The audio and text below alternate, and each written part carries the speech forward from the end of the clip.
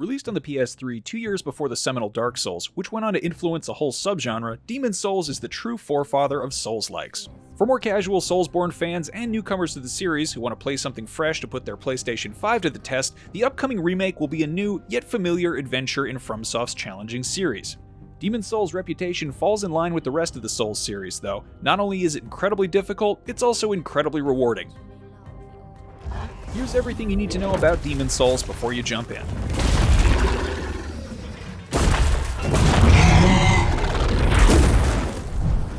When you start Demon's Souls, you might want to look at which starting class is best suited for how you want to fight your way through Boletaria.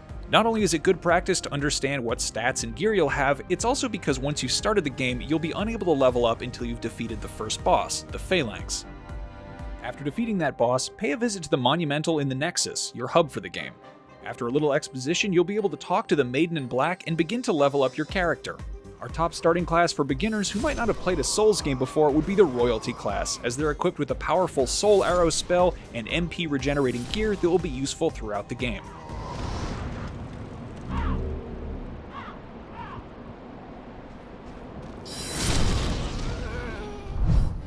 After you manage to beat the Phalanx in the Boletarian Palace, you don't actually have to do the next level immediately afterwards, as after you've visited the Monumental, you'll be able to travel to any of the Archstones. Each world holds 3 to 4 sublevels, each with their own unique bosses, challenges, and characters to meet. Aside from the Boletarian Palace, you'll be able to explore the mysteries and monsters hidden in Stonefang Tunnel, where you'll encounter miners and precious resources aplenty. Then there's the doomed horror of the Tower of Latria, where the inhuman mind flayers lurk and you'll hear the screams of those who've been taken captive.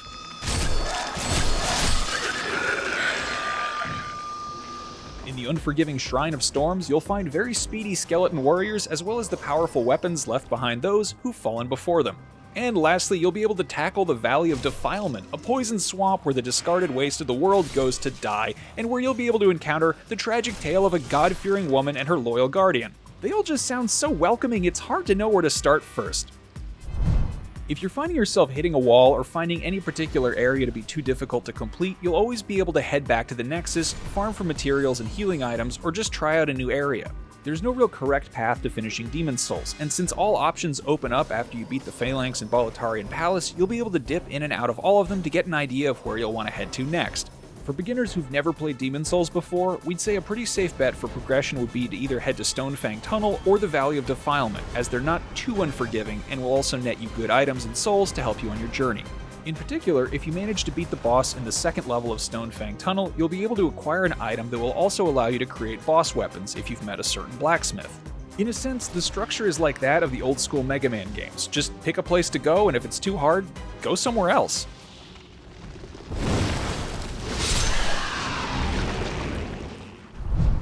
In Demon's Souls, there are no Estus flasks or blood vials. Instead, you can find various grasses that restore your health. In the PS5 version of the game, the grasses that restore the most health will weigh more, so be sure to keep an eye on your item load when picking them up. Grains are another new addition, and they allow you to gain a temporary boost to your elemental defense, so for any new and returning players, you'll want to keep an eye on what kind of damage enemies are hitting you with and mitigating it somewhat with the correct type of grain. Demon's Souls is not the place to be cutting carbs.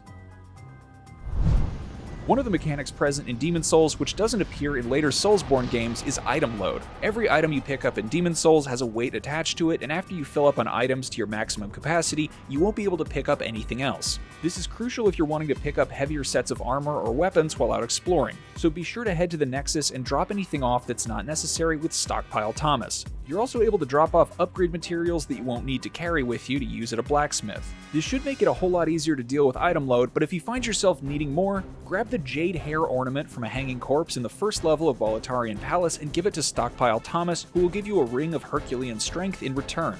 This will increase your item load capacity by 50%, meaning that you'll be able to carry more around with you should you need it.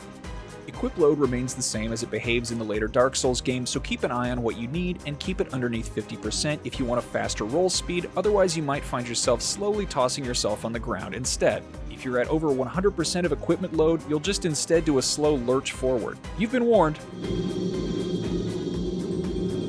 Like item load, you can also acquire an item, the Ring of Great Strength, which will help you out by increasing equip load capacity by 50%. It's dropped by Bior of the Twin Fangs or by daring to grab the loot from underneath the Dragon's Roost in the first level of Boletarian Palace.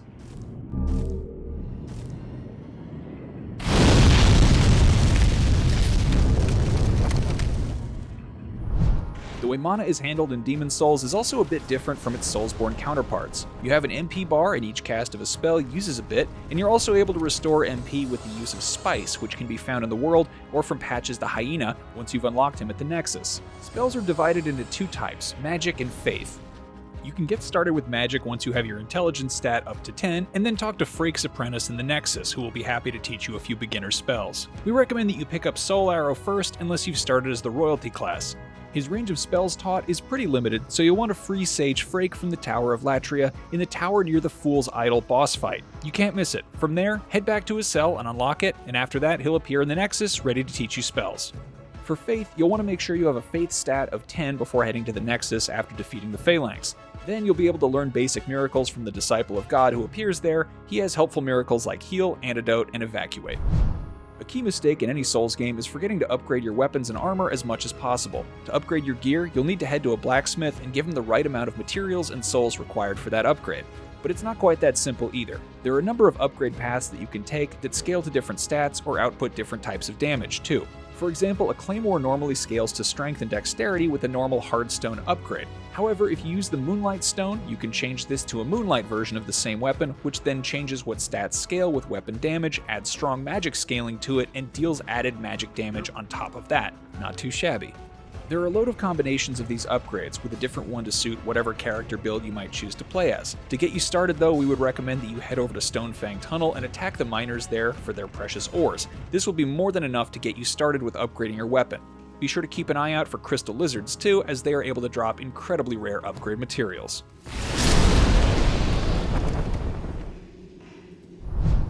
Probably the most obtuse mechanic in Demon's Souls is character and world tendency, which affect whether or not characters appear in a certain area, and how many souls drop from which enemies. There's a lot to cover about world tendency, but here's what you need to know. The more you die in body form and the more NPCs you kill, the darker the world tendency gets. The more black phantoms, invaders or otherwise, and bosses you defeat, the whiter the world tendency gets. Character tendency affects how much HP you have in soul form, whether or not you can enter certain locked areas, and will make your attacks slightly stronger in pure white. In pure black, you can have certain NPCs appear in the Nexus too. Influencing character tendency is easily manipulated by beating bosses in your world or elsewhere to achieve pure white, and killing players as black phantoms in PvP to achieve pure black.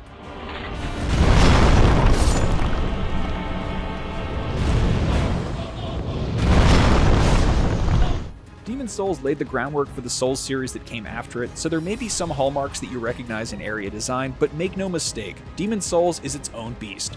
With less of a focus on the epic or gothic fantasy titles that came after it, Demon's Souls is much darker in tone, given its themes of survival through adversity and the rapid decline of a nation and its people. When playing, give yourself every advantage you can get. Take your time, pick up everything you find, upgrade your weapons as often as possible, and definitely pay attention to the whereabouts of NPCs. If it's all too much, don't be afraid to summon friendly players to help guide you and uncover the secrets hidden within this cult classic. Good luck, and Umbasa.